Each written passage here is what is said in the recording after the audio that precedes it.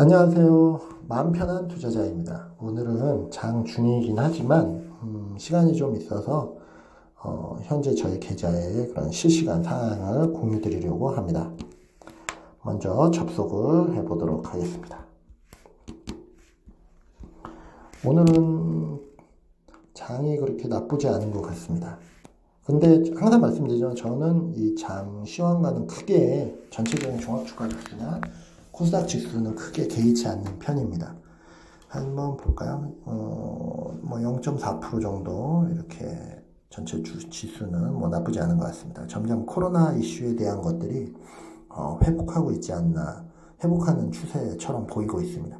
그런데 상당히 저도 뭐 이익을 지금 평가이익을 좀 내고 있지만, 근데 저는 조심스러운 게 사실입니다. 왜 그러냐면 예전에 IMF 사태를 보더라도 반등을 했다가 또 어느 순간 확 50%가 떨어져가지고 폭락을 해서 개미들이 또는 투자자들이 곤란한 상황에 빠진 적이 많이 있기 때문에, 그래서 항상 그런 사태를 염두에 두고 현금을 확보해야 된다라고 생각을 하고 있습니다. 오히려 그런 사태가 난다면 정말로 바겐세일인 거죠.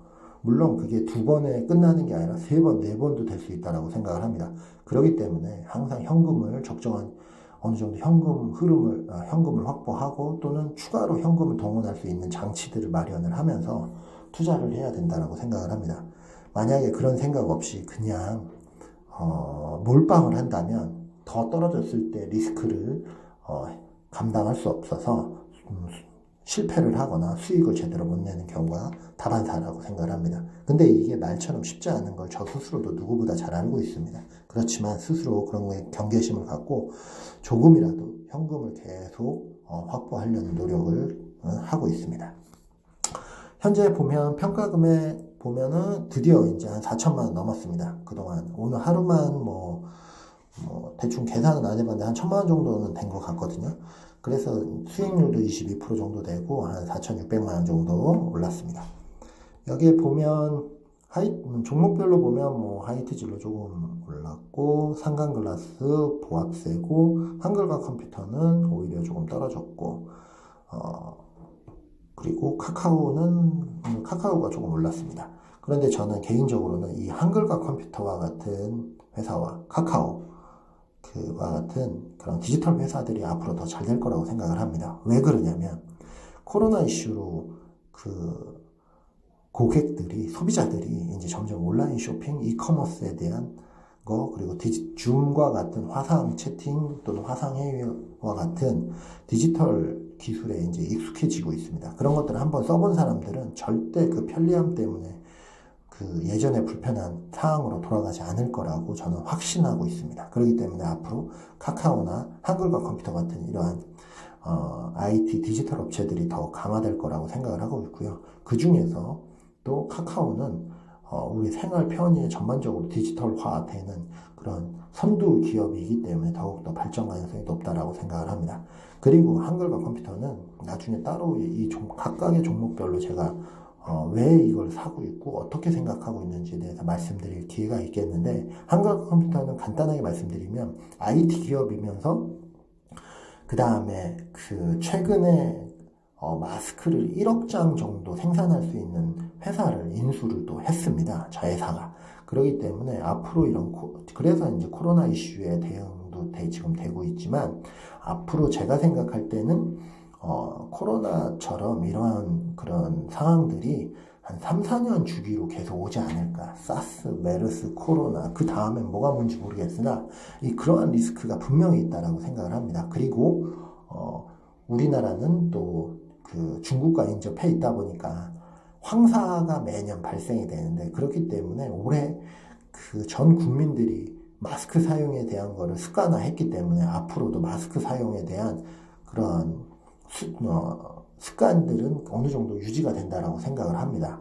그렇기 때문에 그러한 마스크를 제조하는 회사를 보유하고 있는 한글과 컴퓨터는 IT 기업 외에도 우리 일상 생활 습관적인 측면에서 관여가 많이 된 기업이라고 생각을 했기 때문에 앞으로도 더 전망이 좋다라고 생각을 하고 있습니다. 그래서 기회가 되면 더 매수하려고 기다리고 있는데, 지금 보시는 것처럼 계속 오히려 더 주가가 상승하고 있어서 사실은 되게 언제 사야 되는지 고민되는 시점입니다. 그리고 YG 플러스 제가 가장 주포인데 오늘 10% 가까이 10% 조금 넘게 올랐네요. 그래서 덕분에 평가액도 2,700만 원 이루어졌습니다.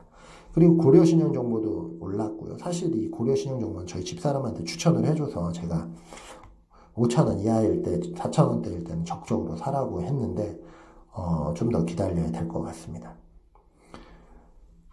그 다음에 KF 같은 경우도 조금 올랐고, KF는 주가 변동성이 굉장히 큰 종목입니다. 이게 M&A 이슈가 있기 때문에. 그런데 이거를 참는 게 사실 쉽지 않습니다. 그런데 저 같은 경우는 그런 M&A 이슈보다는 그건 오히려 보너스고, 이 회사의 근본적인 가치가 저평가되어 있다라고 판단을 했기 때문에 기다릴 수 있다라고 생각을 합니다. 그리고 제주항공 같은 경우는 매수 타이밍을 보려고 한 20주 갖고 지금 모니터링 하고 있고요. 반드시 살아남는 기업 중에 하나가 될 거라고 생각을 하고 있습니다. 항공사들 중에서. 그리고 오늘은 YG 엔터테인먼트도 한 5% 정도 올라서 좋은 수익을 보여주고 있습니다. 그래서 보면 한 20% 정도 인지된 거고요. 삼성 바이오로지스는 보합세, HDC 산업개발은 이제 조금 떨어졌습니다. 근데 HDC 산업개발도 바이오로직스 마찬가지. 적정한 가치 이하로, 제가 생각하는 그 가격 이하로 떨어진다면 매수를 적극적으로 할 계획입니다. 그래서 보시는 것처럼 전체적으로는 한 4,700만 원, 아까보다 조금 더 올랐는데 이 정도 4,700만 원에 4,000만 원 돌파했고요. 그리고 그렇지만 저는 보여드린 것처럼 이거를 쉽게 매매하는 스타일은 아니고 좀 더 지켜보려고 하고 있습니다. 그래서 YG 플러스도 더 오를 거라고 생각을 해서 5만 주에서 한 주도 팔지 않고 하고 있고, 이미 저는 현금을 확보하기 위해서 이게 제가 한 5,600만 원 정도 샀었는데 그 중에 한 600만 원 정도를 현금화 했습니다. 그리고 YG 엔터테인먼트도 보시는 것처럼 한 2,000주 정도를 계속 보유하고 있는 상태이고요.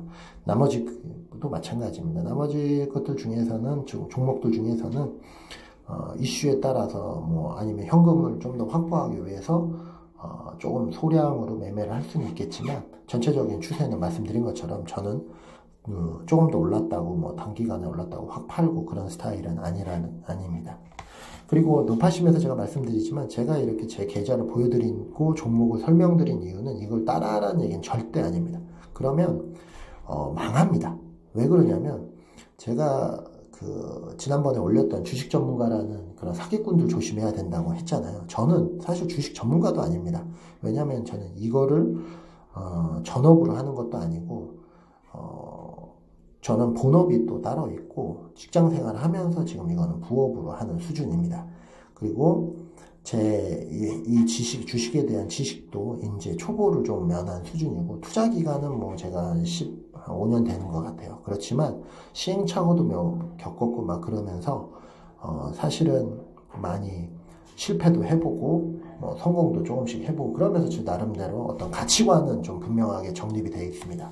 그렇지만 저의 지식이 남들보다 월등히 높다거나 그런 건 절대 아니니까 제 말만 듣고 이걸 하기보다는 제가 말씀드린 관점, 논리 이런 게 맞는지를 꼭 직접 확인하시고, 확인하는 방법은 여러 가지입니다. 다트에 가서 공시 자료를 봐도 되고, 관련된 주식 책을 봐도 되고, 그리고 관련된 기업의 사이트를 들어가거나 기사를 봐도 되고, 기타 가끔 저도 이제 종목 토론방이나 이런 데 가면 99%는 쓰레기 글이지만 그 중에 한 1% 정도 논리가 맞는 것도 있고, 그리고 가치 투자 카페라든지 이런 데 가셔서 커뮤니티 가서 여러 가지 정보를 얻고 그거를 자기 나름의 관점에서 명확한 기준을 수립을 해서 판단을 하시고 투자를 하셔야 된다는 거가 말씀을 드리도록 하겠습니다. 그리고 전적으로 투자자 개인에게 책임이 있는 겁니다. 그래서 저는 누가 저한테 좋은 종목 있다고 얘기 가끔 하는데 저는 그냥 귓등으로 듣고 흘려보냅니다. 그리고 그 중에 제 귀에 걸리는 게 있다면 그건 반드시 제가 직접 확인합니다. 그리고 만약에 그걸로 인해서 실패를 하더라도 그건 제 책임이죠. 왜냐하면 제가 확인하고 제 판단하에 투자를 했기 때문입니다. 그래서 이러한 자세로 투자를 해야만 손실을 최소한 예방할 수 있고, 손실이 나더라도 설상 남을 탓하거나 이런 뭐라 그래야 되나요? 실망스러움이라든지 뭔가 당황스러움 이런 것들이 없이 다시 재도전할 수 있다라고 생각을 합니다. 어쨌든 뭐 제가 장중에 이렇게 제 계좌 결과를 올렸는데요. 아무쪼록 제가 말씀드린 것들이 조금이나마 우리 시청자분들에게 도움이 되기를 바라겠고 앞으로도 좋은 컨텐츠 계속 올리도록 하겠습니다. 제가 말씀드린 게 괜찮았고 유익했다면 좋아요와 구독을 꼭 눌러주시기 바라겠습니다. 감사합니다.